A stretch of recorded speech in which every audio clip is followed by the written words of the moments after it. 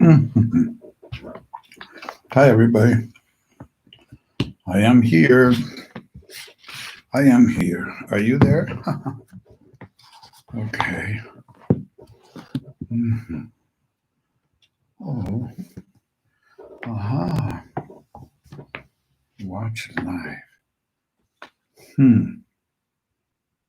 Mhm. That's Facebook. Okay.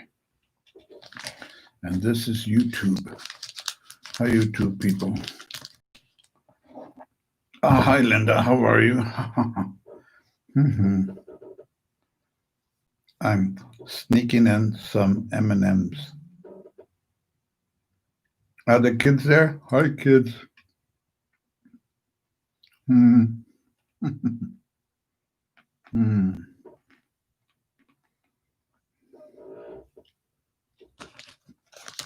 Hmm.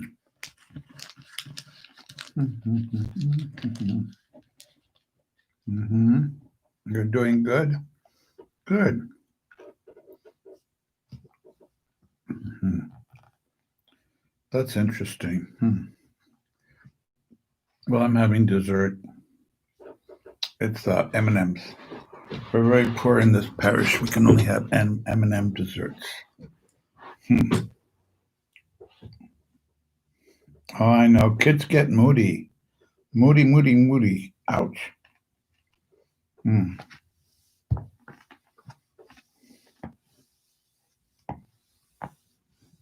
Moody kids. Hmm.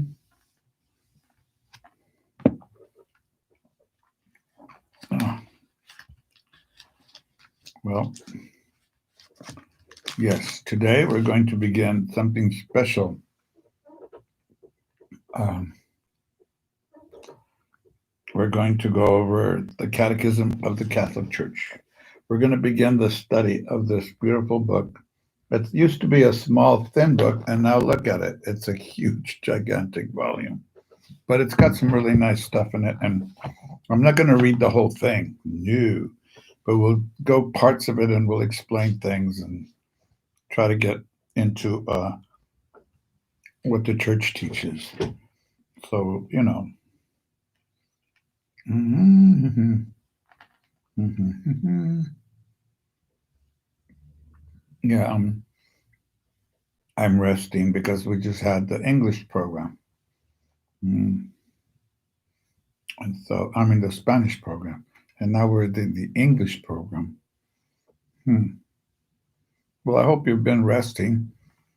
Isn't it funny how? Isn't it funny how we're not doing as much as we used to do? You know, like maybe physical labor or mental labor or what kind of any kind of labor, and we know we're okay. We're that now we're not doing anything and we're tired of doing nothing. Did you ever heard of that before? Well, now we're experiencing it, and hmm. So, yeah. So I had a nice time this weekend. I went on Zoom into the alumni of the Friends of Father Murphy Alumni Association. That's my old school, my high school alma mater, and I was chosen to be the chaplain of the group, which is an honor for me, and that's nice. So, yeah.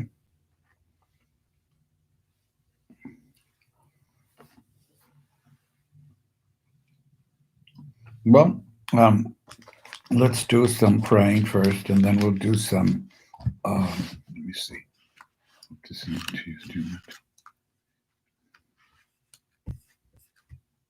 Okay. Hmm. Amazing. Update assistant. Okay. Hmm.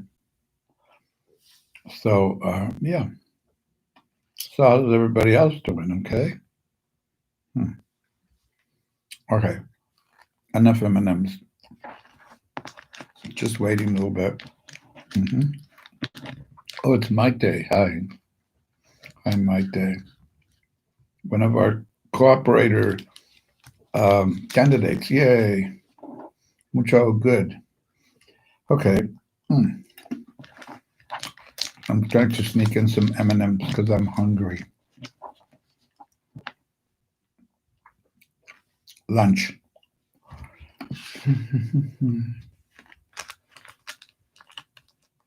So I was Zooming today. I mean, yesterday. And the day before yesterday, I was Zooming with the alumni. And then yesterday with the Knights of Columbus from Berkeley. Did you know I was a knight? Yes. This is my certificate when I was with the Berkeley people. See? How nice. Oops. Reflection. Okay, see? Nice, very nice. See? Very nice, very nice.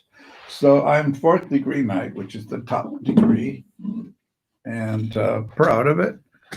And the man who started the society they're going to make him a saint, hopefully, one day. He was an Irishman. You know that the Irish were persecuted just like the blacks and just like the Latinos or Mexican Americans or others here in the United States. You know, it was all beginning peoples have a difficult time, don't they? And then they take over, and then they think like they forget about where they came from, and then mistreat people sometimes. And I'm not talking about any ones we mentioned, but anybody really. Yeah, well, anybody who's racist is not bueno because it's just not good. I don't understand that. I mean, you know, I don't understand it. Especially breaking down the statues of Junipero Serra, whom I told you before, walked from California down to Mexico, the capital, Mexico City, to talk to the people who were governing this area to stop the conquistadores from taking advantage of the Indians, killing them or enslaving them or whatever. I mean, he didn't do that just so he could come back and torture the Indians. No, he was a little rough with them because he wanted them to understand that if they left that area, the compound, they could be enslaved or killed. Excuse me. The Dominicans did the same thing in central Mexico. Excuse me. They protected the natives from being used by these conquistadores. You know, they protected them. Otherwise, there would have been a lot of natives here extant. So they protected the Native Americans. Hi, Akira. Hi, Maite. So today we're going to go through not the whole thing because this is too much, but we're going to go through a little bit of the Catechism of the Catholic Church. Sometimes we don't read these, and it's good to read them, even though they're sometimes a little difficult. There's a catechism now that's called the Catechism in the United States, the Catholic Catechism of the United States, and it's a beautiful book, and it's this, but in a more concise, more readable type of presentation of the catechism. It's made for people who live in the United States. It's kind of like nice. So this one is in Spanish and English and all the languages, really. This whole catechism that we have now. So I thought I'd tell you a story that somebody sent me. They said, "Could you share this with your oyentes," which means your listeners, your audience? And I said, "Okay." Hi, Tony. Hi, Yakina. Hi, Maite. And I said, "Okay, I'll share it." So it's a story about God the Father, and he's with God the Son, who is also Jesus. Okay. He's the second person of the Blessed Trinity, but there's also a man called Jesus. So he's God and man. And the man part has another soul, which is his spirit. So he's got a spirit of God and the spirit of man. How that works, God only knows. We'll find out one day, hopefully, a little bit anyway. So anyway, there's God in heaven. It's a story, okay? So remember, story time. So it's God and his son, and then the devil comes in and says, "Hey, I don't care what you say about your son. I can beat him in anything." So God says, let me see. Well, you know what? He says, let's do computers.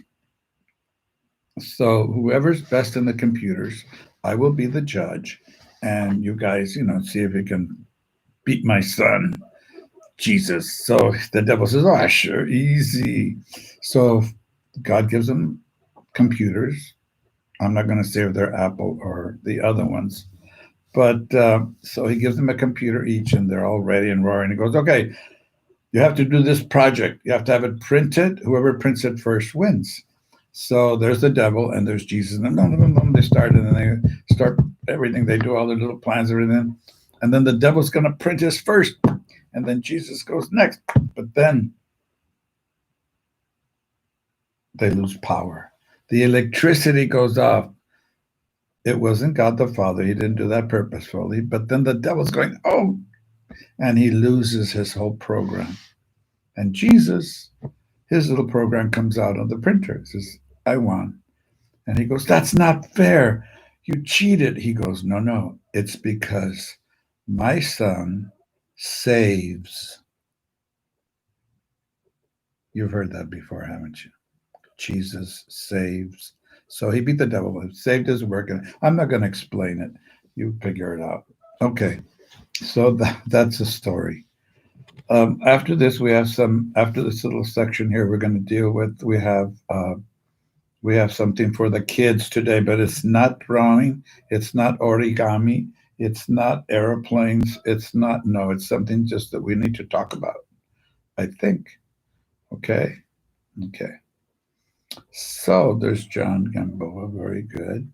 So today we're going to talk about my weekend. It was kind of scary because I had two Zooms. And when you get Zoomy, you have to figure out how you can do this, get the password, get this. But I got it. I'm getting more savvy, computer savvy, Zoom savvy. That's pretty hard to say. But so I Zoomed um, it's called the Friends of Father Murphy. It's an alumni group at Salesian High School in Los Angeles, and they raise a lot of money for scholarships for guys in our school, students coming in to Salesian, or some of them that scored very highly in their exams or whatever, and they give out thousands of dollars worth of scholarships. It's a wonderful organization, and they do it through fundraisers like dances and entertainments and things like that. You remember little Willie G and the Midnighters? I don't know if any of you do. Well, he's still around and he helps us a lot too. He's a minister now. I didn't know that. Well, I did know that. You did know. He's a rock and roller. He was one of the best. He was number one in California in the 60s. His record on Cruising Down Woodard Boulevard or whatever. Excellent group. And now he's a minister, but he's also into the rock thing too. So it's nice. The good man. And then so they asked me if I could be the chaplain of their group. And I am very honored and, humbly, I said yes, humbly. And then the next day, I was with the Knights of Columbus, and there's my certificate up there. I remember them, and they remembered me. So I was part of their meeting. I was a guest yesterday, so I Zoomed there, and then I took one of our workers. Well, our workers. He's a sacristan, and I took him home yesterday. He'd been with us for a week almost. His mom passed away last week, so he lives by himself. And so we asked him, you want to come and stay at our convent? We have a convent, but there's no nuns. Okay, there are no nuns. But yeah, it was sad. But it was nice that he was with us. He had meals with us. He felt the support of the community. Everybody was emailing him and condolences and and texting him and messaging him. And so it was nice for him. And I'm glad we had him here, Alejandro. He helps us also. He's the coordinator of the servers, the church servers, the little kids, or the big kids too. So it was a busy weekend, and then I had a couple of counseling sessions, and yeah, of course, we wear masks. Okay, that's important. Wear your mask. Okay, then I have two things to recommend. One of them is Dar Man, DHR, capital DHAR, Dar, and then Man, MANN.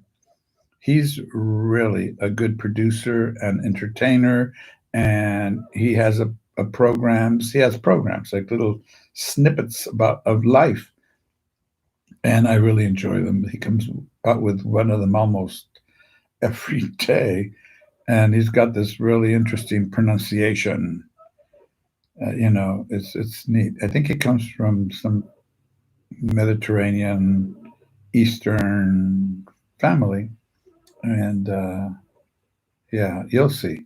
But he's very good. He introduces. Well, he used to, but now it's just an introduction. It's just a beginning of a little vignette, and then at the end he'll say something like, "I hope you liked this program." And he's got 1 billion and some views. Okay, 1 billion and some views. I mean, that's amazing. I think it's more now, but yeah. He's really good. And then another person that I'd like to introduce you to, and he's not, I don't think he's Catholic. I don't, it's not religious. That's the thing. But it's Jesus all over. It's all, when you see his programs, it's Jesus all over the place. Okay. Now, this is Father. He used to be Father. Now it's Bishop Barron. I think I told you about him before. Bishop Barron is an illustrious man. He's extremely well read. He's a genius, really. He is one of our top people in the church now throughout the whole world. And he comes out with things like this magazine. Remember, I told you hardcover? You should watch some of his programs. Some of them are excellent because he's talking to atheists, non-believers, or from another religion, and they question him pretty strongly about different beliefs or different matters in the Catholic Church, and he answers them beautifully. And he's not, strong against them. He's not vindictive. He's not. He's not against people. He's against untruth. He's for the truth, and it's amazing. And people are just mesmerized by him. So anything by this bishop, okay. What do you call it? Watch it. It's great. Just put in. Well, it used to be Monsignor, but now it's what do you call it? Oh, my mind is going. Let me see. Get it right. Yeah. So it's the way it's on the computer. It's Bishop Robert Barron, BARRON. Excellent, excellent. So I hope you get to watch it. So those are programs you can watch and enjoy. And I'm telling you, the Bishop Barron's more for adults, but the other fellows for anybody. And they're very touching stories that he tells. That's Dar Man, DHARMANN, last name. Okay. So what we're going to do now is we're going to go over the Catholic Catechism. Remember, the sisters used to make us memorize it. Ask them to help. Just try to help them memorize this. It's about how many pages? It's about 800 and about 900 pages. But it's beautiful, really. And I'm not going to read all of them. I'm just going to kind of mention here and there things that are important to us. Okay. And he begins this with a very ancient picture of the Virgin Mary from the 3rd century. See her? She's there with the baby Jesus on her lap, and maybe St. John, I think, next door. We don't know, but we know that's the earliest picture ever painted of the Virgin Mary that we have. It's dating from the third century, which would be the year 200 to 299. Okay, and that was taken from the catacombs of Saint Priscilla. Now we run one of the catacombs there in Rome. The Salesians do. So some of our lucky people get to be the people who show you around of Saint Calixtus. That's us, the catacombs of Saint Calixtus. And we were very fortunate when I was in Rome to have the person who's an authority on and wrote books and books about that, and he gave us a tour. Beautiful. The only thing I didn't like was that I have claustrophobia. Don't tell anybody. I have claustrophobia, and it's pretty bad. So what happens when we go to, the catacombs? They're like 1, 2, 3, 4, 5 levels down, and they're narrow, and they're cemeteries, and they have tombs going all along the walls, and they were used by the pagans, and then the Christians used them to get away from the authorities. Otherwise, they get thrown to the lions and tigers and bears. No, that's the Wizard of Oz. But no, they were killed. I mean, for being Christians and at a certain time, especially during the time of Nero, the crazy man, crazy emperor. So I went there for a study group, and then we went down to the catacombs. And guess who they chose that day to do the mass? Moi. And there I am with my eyes closed, not trying to look around so I don't get, you know, a claustrophobic attack. I don't know why they chose me, but anyway, I think they did that just to get back for whatever. Okay, so this is nice. It's a beautiful picture of Our Lady and the baby, the first one that we have of the oldest picture of Our Lady painted on the walls of that catacomb. Okay, so now we're going to begin our catechism. And the first part of it, part one, is about faith. And faith is we have human faith. Like when I teach uh, high school, I always tell them, do you have, is there such thing as human faith? And most of them, yeah, they know right away. But I give them an example, like if you're going to the beach, I tell them, okay, so there's a bus that says Huntington Beach, and you are all ready and roaring to go to the beach. You're in your shorts, and the next thing you know, you're up in the mountains, the freezing mountains of San Bernardino, and you tell this guy, hey, wait a minute, he said the beach. Oh, I'm sorry, I just didn't adjust my, yeah. So you go, oh, okay, yeah, I'll forgive you this time. And the next day, he says, now we're going to go to the mountains. So you dress up in all the warm clothes, and the next thing you know, he's taking you to the desert, and you're going, hey, wait a minute. Oh, gee, I'm sorry, I didn't. Well, then you begin to lose human faith in that person. So we do have faith as human beings. That's just the thing. You trust people. You trust your friend that he's not going to tell your other friend all the juicy details you had about your date the night before, okay, when you went to see the movies. So the next thing you know is this other guy comes up to you and says, hey, I heard you went to the movies and you did this and this and this. And you just go, oh my gosh, you lose faith, trust in your other friend whom you thought was your really close friend. He betrayed you or she betrayed you. Okay? So we have faith. We know that. We trust people. You trust your mom's not going to put poison in your Campbell soup. Well, she'll never do that. Well, some people did. Okay.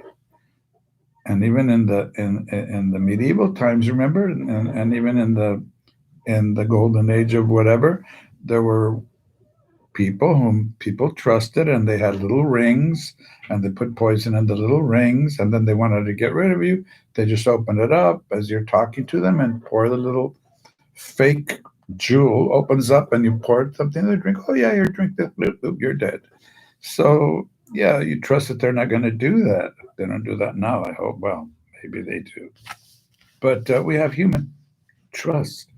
But then once you trust in something, someone that you can't see, but you know somehow that it exists, or something or someone that you can't see but exists, and then that someone has put something in your heart that tells you, I gotta trust. I've never seen this before, or this person, but I've got to trust. It's, I don't know, I have a feeling here in my heart. Now we're beginning to talk about faith, the faith in someone that we don't see but we trust. And the way we begin our faith, once you grow up to be a youngster in any church that believes in God, or any religion that believes in God, or anybody who believes in God, may not belong to a religion but believes in God, we always begin by saying, I believe. So when you go to church and you say that and you really mean it, then you wonder why. Why am I saying this? Well, then we got to get down and figure out why I'm saying I believe. And then not only that, but we say as a group in my church, we say we believe in the Catholic Church. Okay. And it says here in this catechism, that's what it says in the catechism. That's the way it begins. Okay. And it says, before you say, I believe, before you say that, as a Catholic would say it, as we say it in the creed, as we celebrate it, we say it, it says celebrate it. That's a nice way of saying that we hold it highly in the liturgy. That means the Mass. And as it's lived because of the Ten Commandments, and when we say our prayers, we have to figure out what to believe means, okay? What does it mean to believe? Hmm? What does it mean? Well, the first thing the Catholic Church says is once you say, I believe, okay, in a God, that means you're already answering, you're responding to God because he reveals himself. Well, some of you might say, well, I don't study the faith, and I don't particularly ever saw the catechism or read it, or even memorized it like they used to in the old days. So how can I say I believe in something that I've never seen? Well, then the Catholic Church answers and says, well, you may not have seen him and you may not know, but somebody one day will teach you. You know what? Let's pretend that you're a Martian and you come down to this planet and you want to know what these people are all about. And then you ask them, you know, uh, this thing about this God thing, what, what, how do you know about him? I want to know. And if you ask a certain person who doesn't know, well, they'll tell you, what are you talking about? I'm an atheist. I don't know anything about talking about. So then he'll go, but they're talking about this God. I don't know, go ask somebody else. So he goes and asks somebody else and he goes, do you know about this thing called God or whatever it is? And he goes, well, yeah, but I'm not a believer. Whoever wants to believe that, I'm not an atheist because I don't know what you're talking about, but I'm not. I believe in humanity. I believe in that sort of stuff. And then you go to somebody else, and the guy says, "Yeah, I know about God because you know what? He revealed himself to me." And the Martian will go, "Oh yeah, right. How could you talk about that when you can't see him?" He said, "Well, I trust. I have faith. I believe." Mhm. And And so she says, well, tell me more about him. Well, see, he revealed himself to me. How? Well, yeah, I know how. The Bible. No, not necessarily. I believe because he's searching after me. And so he presents me with all kinds of stuff like nature and beauty and trees and then I see people that are so talented, more than I am, and I see where'd they get all this thing from? Gifts and all that stuff. Like, oh, you're talking in circles, he says. Well, he says, you know what? Let's start at the beginning. And this is what we're going to do. We're going to start at the beginning. So we're going to first consider how we search for God. That's chapter 1. And then we're going to see how God wants us to search for him by revealing himself, which we call revelation. And that means God comes and meets us. Hey, how's it going? And then that's chapter 2.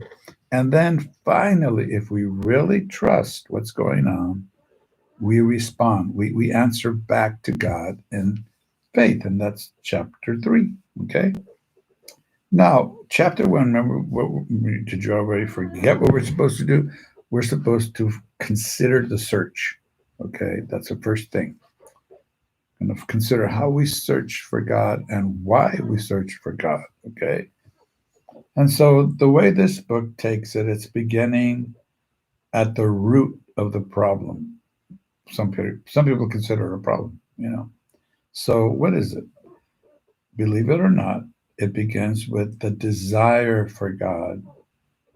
Well, how can we desire something? Because believe it or not, God, the desire for God was put in here by God Himself. Isn't that weird? Because God wanted to create us, not just for ourselves, but for Him. And He never stops drawing people toward Him through us, through our hearts, uh, and through other people, and through nature. But only in God where we're ever going to find truth and the happiness. The truth and the happiness that God never stops searching for us and we searching for God. Believe it or not, He's always after us. Remember the Hound of Heaven? No, you wouldn't know about that. You're too young. It's a poem. And he's talking about a hound, one of those ones that are always, and you see in movies, always chasing the prisoners and they never let up. They're smell, smell, smell, not chasing. They're hounds. And the author presents the hound as God, God the hound. He's always after us until he gets us and helps us to believe in him and helps us to be happy. Okay, that's the idea. So, so what it says here is that only in God can we be happy and find the truth. And he quotes from Vatican II, Council Vatican II, Council Vatican II, or we say the Vatican Council II, or the Second Vatican Council. Now, there are some people that cannot stand the Vatican Council II.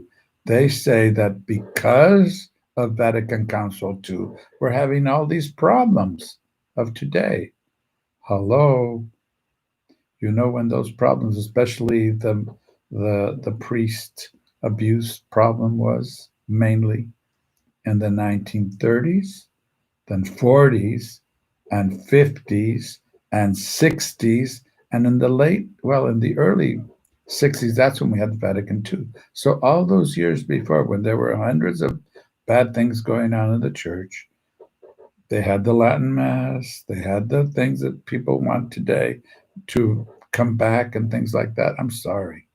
No, no, no, don't use the Vatican II. The Vatican II changed the whole world for the best.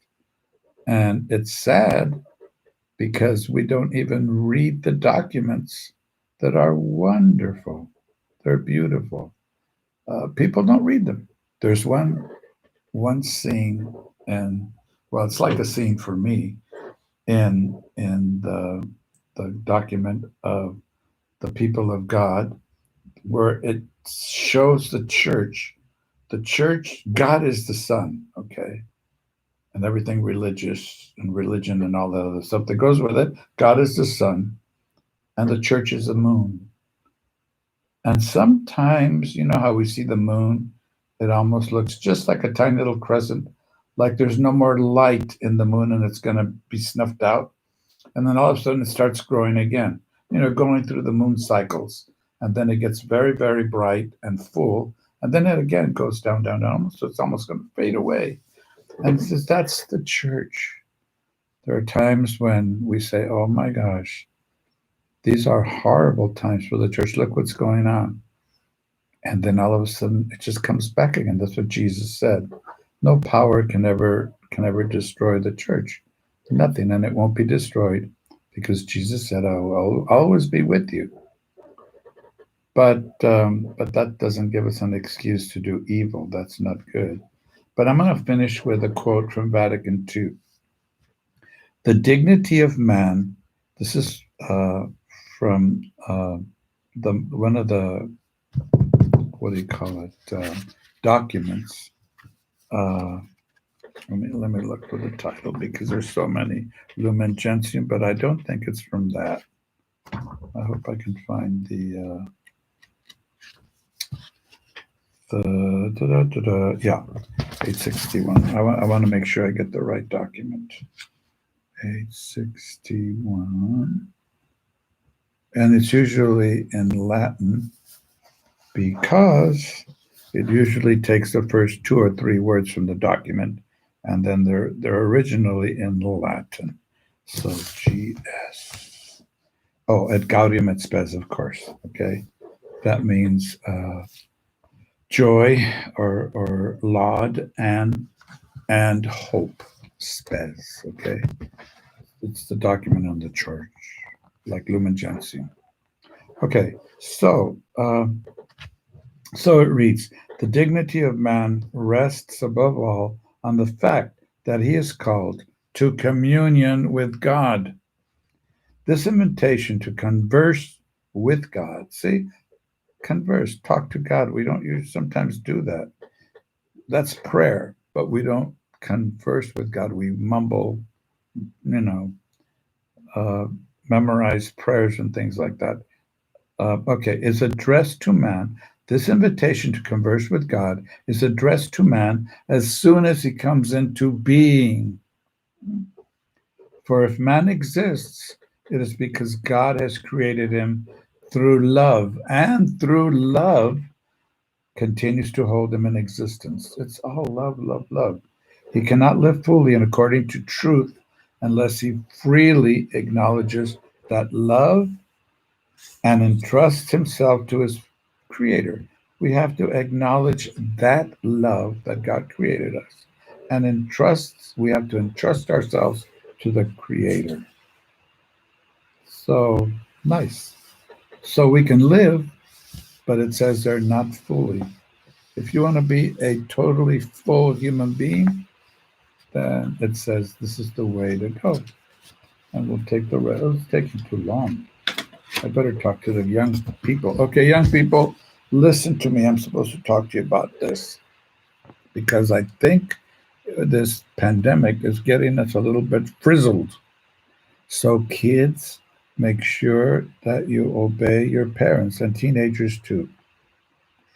See, there's even maybe some older kind of people living in your house who are sons and daughters of your mom and dad, and they want to do whatever they want. And they sometimes make your dad or mom or whoever takes care of you, grandma, grandpa, or stepfather, stepmother, or guardian, or grandma, grandpa, whoever takes care of you. Sometimes you make them sad. Now, most parents are nice parents. There may be one or two that are icky, but most parents, even stepmother, stepfather, whatever. My mother was a stepmother. Ew, scary, huh? Cinderella and all that stuff. Well, Cinderfella. But anyway, yeah, you you have to try to obey your parents and not be spoiled little brats. Some of you, I want this, I want that, and all that stuff. They give you a lot. Don't forget that they give you do you have a roof over your head or a car where you sleep in or a tent where you sleep in maybe? There's all kinds of homes, but some don't have the funds to give you everything that you would like. So you have to respect them. Look at Jesus. He was in a poor house. He was born in a cave. And it's so they give you a lot. They give you food. Who buys your food? Who irons your clothes? Who washes your clothes? Oh, I wash my clothes. Yeah, but who pays the rent? Or who pays the house bills? And who pays this or the mortgage? Or who pays everything? Who buys you toothpaste, toothbrush, and who buys you whatever? So you have to respect them. And if you don't want to respect them or you don't think you should, God made a rule: honor your father and your mother, and that means respect them, be nice to them, don't make them cry, and try to be the best you can be, because they're giving you a lot, because they take care of you for God. Did you know that? Hmm. Okay.